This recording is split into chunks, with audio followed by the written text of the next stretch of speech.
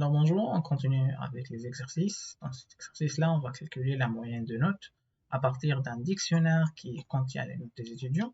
Et après, on va afficher les étudiants qui ont la bonne note. Alors, l'exercice nous demande d'écrire un programme qui calcule la moyenne avec arrondi à des chiffres après la virgule, des notes entrées dans un dictionnaire ayant pour clé les noms des étudiants. Par la suite, le programme doit retourner les notes des étudiants qui ont la plus haute note dans ce dictionnaire avec le format fourni dans l'exemple ci-dessus. Alors, on va considérer une variable qui s'appelle note qui contient la structure de données décrite. Donc ici, nous avons les clés sont toujours les noms des étudiants et les valeurs sont toujours leurs notes. Alors, le résultat doit s'afficher sur ce format-là. Donc, on va dire la moyenne de la classe vaut une valeur, donc avec arrondi à des chiffres, et après, donc, la plus haute note est attribuée à ces deux personnes-là, donc ils seront séparés par virgule et espace, avec cette note-là. Alors, ici, il nous donne les dictionnaires notes, alors on va commencer à partir de cette partie-là, et qu'est-ce que nous aurons besoin? Nous aurons besoin de chercher la moyenne. Alors, comment on peut faire ça? Donc, nous avons un dictionnaire dont les éléments sont étudiants. Donc, ici, dans ce dictionnaire-là, donc étudiant, et dans chaque étudiant, nous avons sa note. Alors, comment calculer la moyenne? Donc, on peut faire un parcours de ce dictionnaire-là.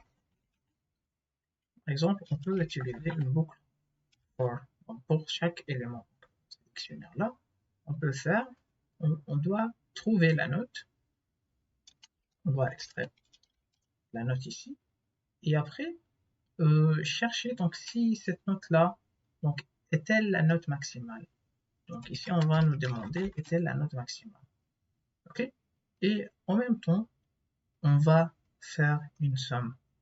Donc parallèlement, on va faire la somme. Pourquoi la somme? Pour à la fin ensuite calculer la moyenne. Ok? Donc ici, lorsqu'on trouve une note maximale, on doit mémoriser ça. Donc pour les notes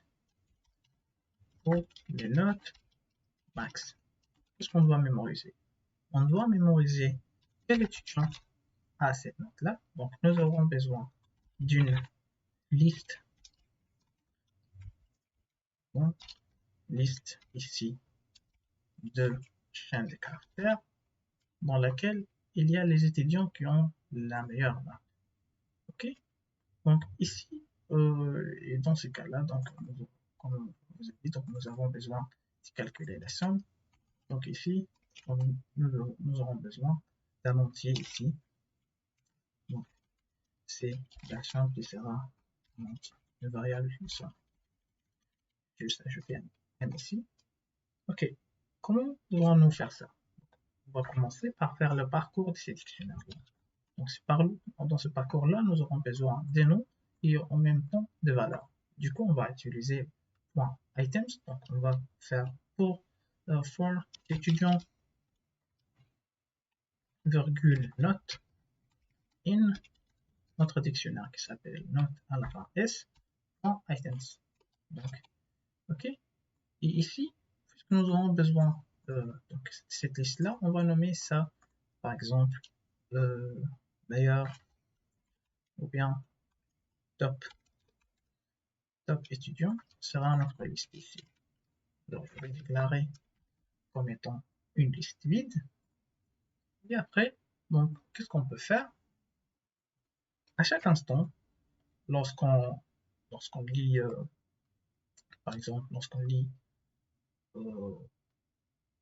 une note, on va sommer cette note-là. On va commencer par faire la somme. Et après, on pourrait chercher, par exemple, si cette note-là, par exemple, si cette note-là est supérieure aux autres notes. Comment ferons-nous ça? Je peux commencer par déclarer une variable note maxi qui aura la valeur 0. Okay? Et après, je peux faire si cette note-là est supérieure à la note maximale, qu'est-ce que je peux faire? Donc ici, cela veut dire ici je vais oublier de déclarer la valeur variable somme. Ici, si je trouve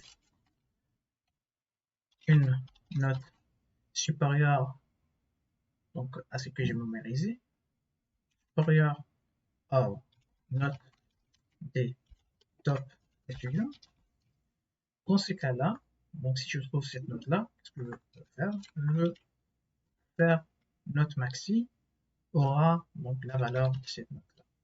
Ok? Qu'est-ce qu'on va faire? On va affecter à notre liste top étudiant, on va mettre cet étudiant-là. Ok? Dans l'autre cas, donc ici, si on a trouvé une note qui est strictement supérieure à note du top étudiant. Donc on va faire ça, on va affecter ça, on va mémoriser cette note, on va faire ça. Sinon, dans le cas où, else, donc elif, sinon, si on trouve si un autre étudiant a la note maximale, dans ce cas-là, donc si la note lue est égale à la note maxi, qu'est-ce qu'on va faire? Donc on va pas changer la note, mais on va ajouter cet étudiant à notre liste des meilleurs étudiants. D'accord? Et avec cette façon-là, donc on a mémorisé tous les meilleurs étudiants, et chaque fois lorsqu'on trouve qu'un étudiant a une note qui est supérieure à ces étudiants-là, on va réaffecter, donc on va dire que cet étudiant-là, c'est le nouvel étudiant dans la liste des top étudiants. Et si on trouve un autre étudiant qui a une note qui est similaire, donc on va lui ajouter à cette liste-là. Ok? Alors, on a fini avec ces parcours-là. Qu'est-ce qu'on pourrait faire? Comment on peut calculer la valeur moyenne? Donc la moyenne sera la somme qui sera divisée par la longueur de notre dictionnaire de notes. Ok? Et après, donc, on peut afficher ce message-là. Donc c'est un message à deux lignes. Du coup, je vais utiliser, par le F-string, je vais utiliser le triple guillemets pour afficher un message à deux lignes. Ok? Donc la moyenne de la classe vaut moyenne. Et puis je fais un formatage avec formatage d'un réel avec deux chiffres après la virgule. Ok? Et ici, je dois mettre ici meilleur étudiant. Donc ce sera la liste des top étudiants avec ici la note maximale. Ok? Mais ici, vous voyez la liste des top étudiants. Je vais essayer de lancer ces codes-là. Donc vous voyez comment la liste a été affichée. C'est complètement différente de la liste affichée ici. Parce qu'ici, on a ajouté les apostrophes, il y a aussi ces crochets-là. Donc c'est l'affichage par défaut des listes. Alors comment je peux faire pour afficher cette liste-là comme étant avec cet affichage-là? Donc ici, on introduit la fonction join. Donc cette fonction join-là, donc cette fonction-là prend en paramètre, donc ici, donc, on peut ici mettre une chaîne de caractères, et puis on devrait mettre une chaîne de caractères, puis faire point ici, puis faire join. Ici, nous devrons mettre une liste. Ok? Ça, c'est le syntaxe de la fonction join. Alors, dans notre cas ici, nous avons cette liste-là. Ok? Donc ça, c'est notre liste. Nous voulons faire un join de cette liste-là avec, donc c'est quoi la chose qui va faire la concaténation, qui va fusionner les éléments de cette liste-là. Donc c'est un virgule avec espace. Donc on pourrait faire, donc ici par exemple, je vais introduire une variable qui s'appelle affichage. D'accord? Je vais ici faire donc virgule espace. Donc ça c'est notre chaîne de caractères. Ok, donc ici juste je vais vous montrer donc la définition. Donc cette fonction-là va concaténer des chaînes de caractères dans une liste et avec l'élément qu'on va mettre ici donc avant cette fonction join. Okay.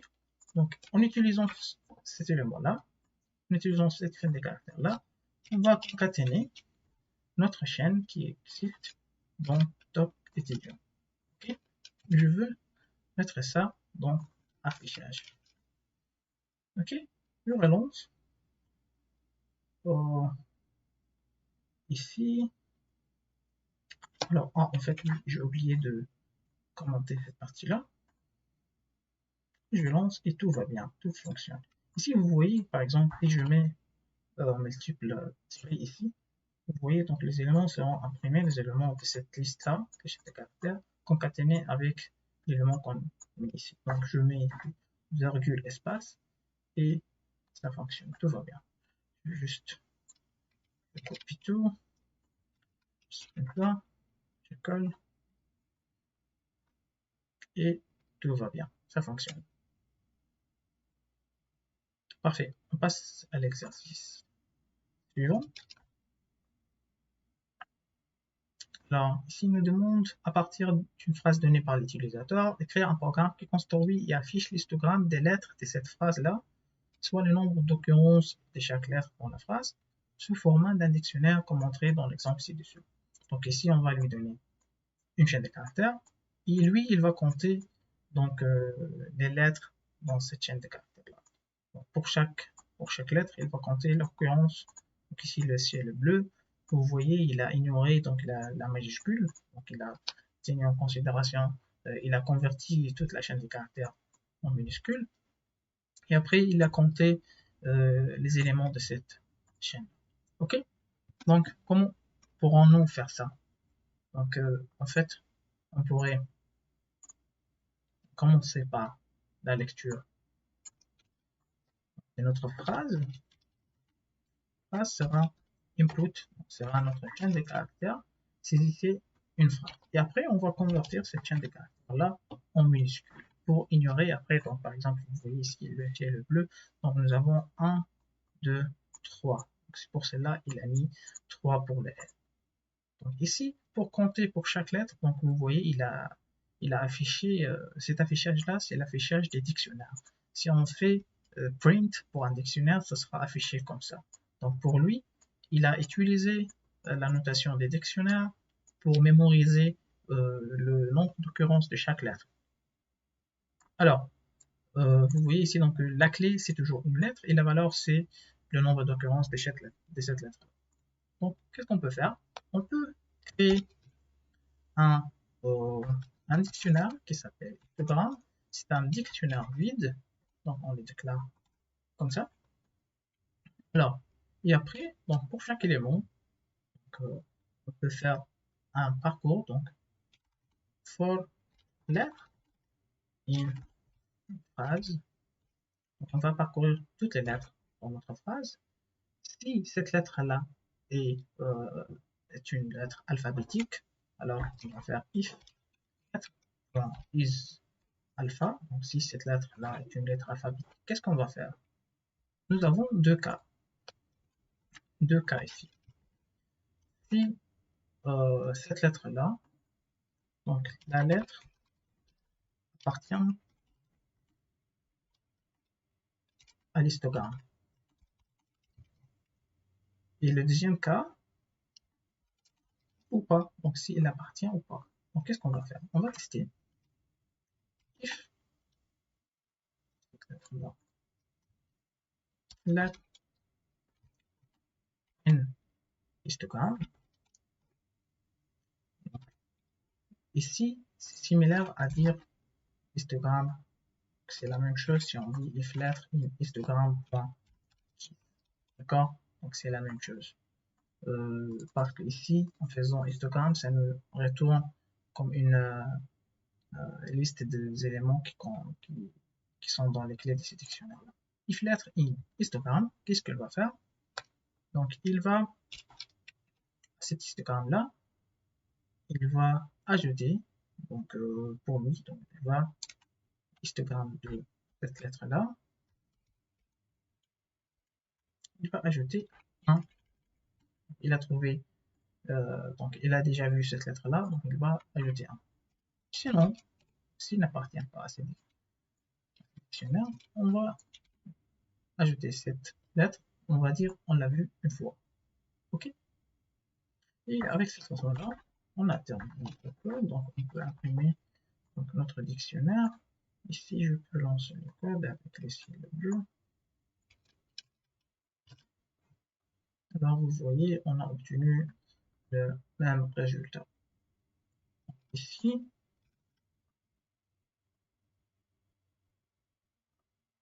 et tout va bien, ça fonctionne. Parfait. Donc ici, on peut aussi, donc juste pour la déclaration des dictionnaires, au lieu de faire ça, je peux aussi faire comme ça. Je vais lancer le code. Oh, pardon, juste ça.